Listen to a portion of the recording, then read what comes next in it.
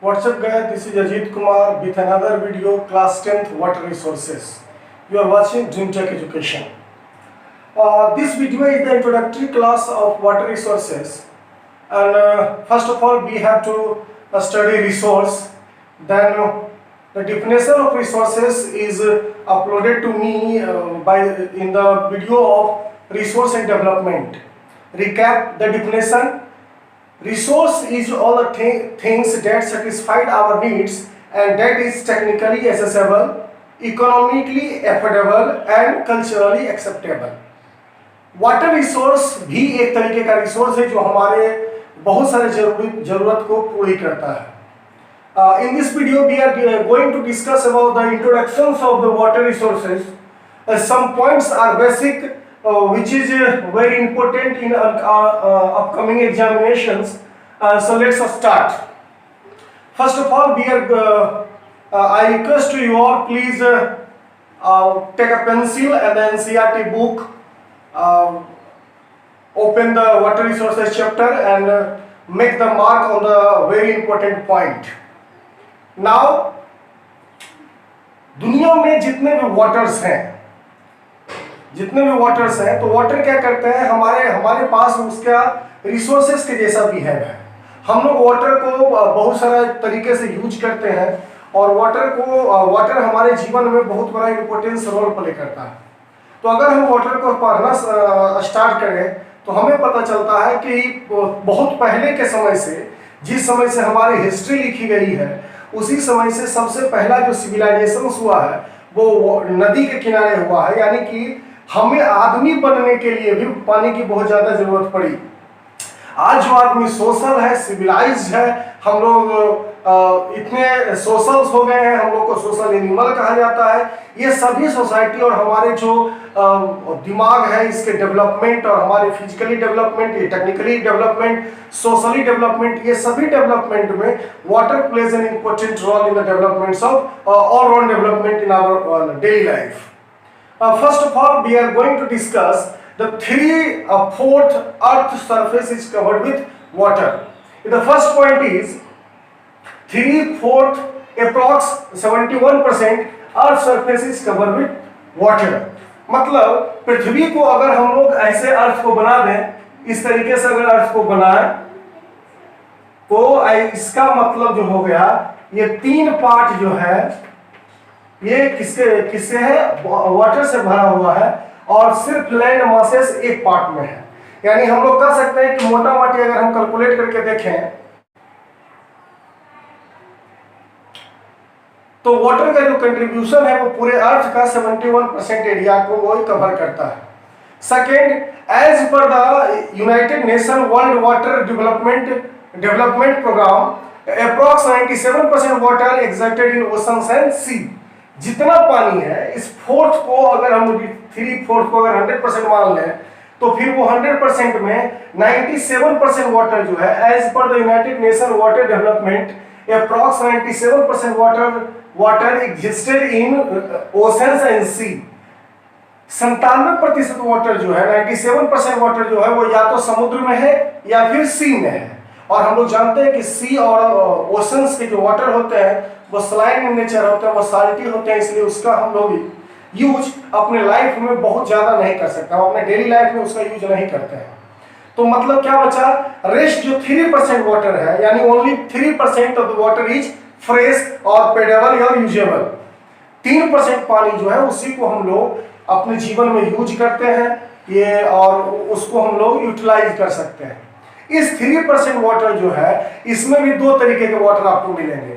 एक तो surface run of मिलेगा, यानी वैसा वाटर जो जमीन पर है ना, जमीन पे है, वो या तो नदी में बह रहा हो या तालाब में जमा हो या फिर लैक्स में हो. And the second is ground water, वैसा वाटर जो जमीन के अंदर है. दूसरा अगर हम पॉइंट इसका देखें तो द सरफेस वाटर या ground water recharge and renew through water cycle, है ना. तो जो रन ऑफ वाटर है, जो सरफेस वाटर है और ग्राउंड वाटर है, ये धीरे करके क्या होता है, अपने आप रिचार्ज होता है या रिन्यू होता है by the process of water cycle, या आपके बुक में लिखा होगा हाइड्रो साइकिल, है ना. तो या तो वाटर साइकिल उसको पढ़ेंगे या फिर हम लोग उसको हाइड्रो साइकिल पढ़ेंगे। Out of all fresh water 70% of water store at the ice sheet in the polar region. अब जितने भी 3% में 3% अगर हमारे यूजेबल चीज है, यूजेबल वाटर है, उसको फिर अगर हम 100% मान लें तो पता चलता है कि 70% वाटर जो है वो या तो पोलर एरियाज में आइस शीट के रूप में है, पोलर रीजन्स में जमे हुए। यानी कि अगर हम पता करें तो हमें पता चलता है a little amount of water is used by the human beings and their quantity is also a little. अब हम लोग को देखना क्या है कि India receive 4% of the global precipitation and contain 133 ranks in the world to in the term of water availability per person per year. अब हमें पढ़ना क्या है कि एक आदमी को जिंदा रहने के लिए 1000 से 1333 क्यूबिक मीटर पर ईयर की जरूरत पड़ती है अपने लाइफ स्टाइल को और अपने प्रत्येक दिन के काम को करने के लिए। तो हमें क्या पता चलता है कि अगर इंडिया को एक मोटा मोटी हम लोग वर्ल्ड के रेशियो में स्टडी करें तो पता चलता है वर्ल्ड में जितनी भी बारिश होती है उसका 4% इंडिया में होता है और 150 देशों में 133 रैंक हमारा अपना है पूरे वर्ल्ड में, जहां की प्रत्येक आदमी को पर person per year availability of water है। थैंक्स टू गॉड कि हमारे पास 4% वाटर है। बहुत सारे ऐसे देश हैं जिसका 0.001% वाटर है, जहां बारिश होती है लेकिन बहुत कम होती है। ठीक, अब यहां से हम लोग देखेंगे कि ये वाटर रिसोर्स के कुछ पॉइंट्स हैं जिसे हमें डिस्कस करना है। वन टाइम रिकैप कर लेते हैं। हमें पता है कि 1/3 जो 3/4 earth surface is covered with water and the second is as per United Nation development approximately 7% water existed in ocean and sea और only 3% of fresh water is categorized into two parts: surface runoff or ground runoff. Surface runoff or ground runoff water are recycled or recharged through the water cycle या hydrological cycle. अगर हम बात करें कि out of all fresh water 70% of waters are in the form of ice sheet which is found in polar regions, and the second is India receive 4% of the total precipitation and contain 133 rank in the world in term of water availability per person per year. तो हमें क्या पता चला इससे कि एक water जो है इसका हमारे जीवन में बहुत ज्यादा उपयोग है और सबसे जरूरी बात कि बिना वाटर के हम लोग अपनी जिंदगी नहीं जी सकते। Now in the next point is total renewable water resources of India were estimated in 199 at 1897 square पर किलोमीटर पर एनम। जो प्रत्येक साल बारिश होती है इंडिया में उसमें हम लोग क्या देखेंगे 1897 स्क्वायर किलोमीटर का जो एरिया है प्रत्येक साल बारिश के कारण रिन्यू हो जाता है। यानी कि यहाँ पे जो वाटर साइकिल बताए थे हाइड्रोलॉजिकल साइकिल वो अच्छे तरीके से फुलफिल होता है और यहाँ पे अच्छी बारिश होती है। इस बारिश के कारण हमारा 1897 स्क्वायर किलोमीटर जो एरिया है उतना प्रत्येक साल रिन्यूअल हो जाता है। अगर हम हाइड्रोलॉजिकल साइकिल की बात करें तो आप लोग जानते होंगे कि हाइड्रोलॉजिकल साइकिल होता है कि इवापोरेशन, कंडेंसेशन, उसके बाद क्लाउड फॉर्मेशन आफ्टर रेन और ये सभी प्रोसेस मिला करके हम लोग उसको कहते हैं hydrological cycle. Second is in the year of 2025 तक दुनिया के बहुत सारे ऐसे देश होंगे या बहुत सारा ऐसा जगह होगा इंडिया में भी जहां पे एब्सोल्यूट वाटर स्कार्सिटी देखने को मिलेगा। यानी वहां पे वाटर का जो कंजप्शन है वो बहुत ज्यादा बढ़ा हुआ होगा और वहां पे जो वाटर का रिन्यूअल जो हो रहा है, जो बारिश हो रही है उसकी मात्रा बहुत कम हो जाएगी और वहां पे रेनफॉल बहुत कम होगा। Next topic is water scarcity. अब हमें यह देखना है कि वाटर स्कार्सिटी क्या होता है। तो हम लोग बोलेंगे कि the depletion of limited availability of fresh water is called water scarcity. The depletion of limited availability of fresh water is called water scarcity. Water scarcity always occur in region having ample water resource or ample rainfall. तो ample water resources होगा या फिर वहां पे क्या होगा, बहुत कम बारिश होगी। Each में अगर in region having ample water resources or rainfall. Next is water stress. The topic water stress says about when water availability is between 1000 to 1600 cubic meter per person per year. एक आदमी को जिंदा रहने के लिए 1000 से 1600 क्यूबिक पर metre जो वाटर है अवेलेबिलिटी वो होनी चाहिए प्रत्येक साल। अगर ऐसा नहीं हो रहा है तो उस एरिया को हम लोग वाटर स्ट्रेस कहेंगे, या इस प्रोसेस को भी हम लोग वाटर स्ट्रेस कहते हैं। Next is the cause of water scarcity. हम लोग देख रहे हैं कि भारत में बारिश हो रही है, सब कुछ ठीक ठाक है, लेकिन स्कार्सिटी क्यों है? तो सबसे पहला जो हमें टॉपिक पढ़ना है वो है लार्ज पॉपुलेशन। इंडिया जो है वो वर्ल्ड का दूसरा सबसे बड़ा देश है इन टर्म्स ऑफ पॉपुलेशन, और हमने क्या पढ़ा कि टोटल वर्ल्ड का 4% रेनफॉल इंडिया में होता है। तो ये जो 4% रेनफॉल है ये कंपेराइज अगर करें पॉपुलेशन से तो प्रत्येक लोगों के लिए यहाँ पे या तो बारिश ज्यादा होनी चाहिए थी या पॉपुलेशन कम होना चाहिए था।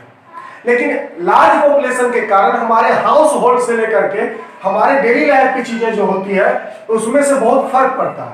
जैसे सपोज करें कि किसी देश का अगर पॉपुलेशन लार्ज है तो वहां पे एग्रीकल्चर भी लार्ज स्केल पर होगी, और जब एग्रीकल्चर लार्ज स्केल पर होगी तो ऐसे स्थिति में हम देखेंगे कि उसको इसके लिए आपको ज्यादा इरिगेशन चाहिए, और ज्यादा इरिगेशन के लिए ज्यादा वाटर की जरूरत होगी।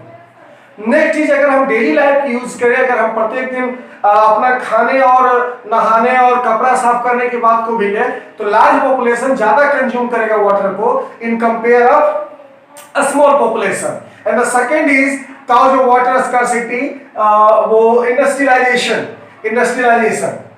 Industries also are the enemy of water.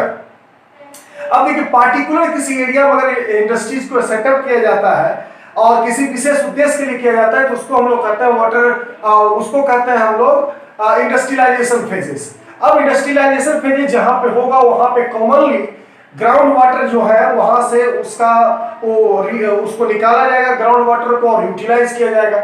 जब यूटिलाइजेशन होंगे तो पार्टिकुलरली किसी एरिया में वहां के ग्राउंड वाटर दिन प्रतिदिन नीचे चले जाएंगे, यानी डिप्लेट करेंगे, और डिप्लेट करने के बाद वहां पे उस तरीके से रिन्यू नहीं हो पाएगा या रिन्यूएबल नहीं हो पाएगा या रिचार्ज नहीं हो पाएगा जितनी वहां जरूरत है।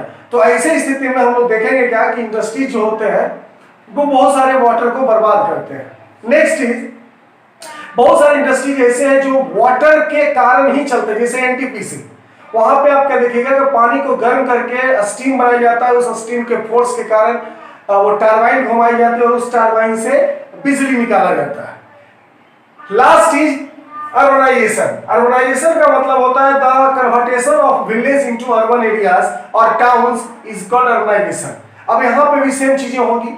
जब अर्बनाइजेशन ज्यादा होगा, जब ज्यादा लोग एक पार्टिकुलर एरिया में आकर रहने लगेंगे तो वहां का जो वाटर रिसोर्सेस है उसका ज्यादा यूटिलाइज होगा, और ज्यादा यूटिलाइजेशन के कारण उसका एक्सेसिबिलिटी ज्यादा होगा, वो एग्जॉस्ट ज्यादा करेंगे, जिसके कारण उस पार्टिकुलर एरिया में वाटर स्ट्रेस आने की संभावनाएं ज्यादा होती है। And last topic is water pollution. This is the main factor that cause water scarcity और वाटर स्ट्रेस। हम देखिए करते क्या है कि हम लोग वैसे वाटर का यूज करते हैं जो हम लोग पेडेबल है, यानी हम लोग यूजेबल है। हम लोग उस वाटर को पीते हैं, उस वाटर से जिंदगी जीने में आसानी लेते हैं, कपड़ा साफ करते हैं, घर की साफ सफाई करते हैं, और जो वाटर हमारा यूज हो चुका है उसको हम फिर क्या करते हैं, ज्यादा अच्छा से मैनेजमेंट नहीं करके उसी को फिर से हम नदी नाले में गिरा देते हैं। जो नदी का पानी हमारे लिए यूजेबल था, अब इस गंदगी को मिलने के कारण वो अनयूजेबल हो जाता है, मतलब वो वाटर पोल्यूशन हो जाता है, और उसमें बहुत सारे पॉल्यूटेंट जाकर मिल जाते हैं, जिस वाटर को बाद में कंज्यूम करने के बाद हमारे शरीर में बहुत सारी बीमारियां होने की संभावना होती है। तो वाटर पोल्यूशन तक आज पढ़ेंगे, अगले वीडियो में आपको इससे आगे की पढ़ाई दी जाएगी। मेरा ये प्रयास आपको कैसा लगता है आप कमेंट बॉक्स में जरूर लिखें, और अगर ये वीडियो आप फेसबुक पे देख रहे हैं तो हमारे पेज को लाइक करें, और अगर ये वीडियो आप यूट्यूब पर देख रहे हैं तो हमारे चैनल को सब्सक्राइब करें। धन्यवाद, आपका दिन शुभ मंगलमय हो।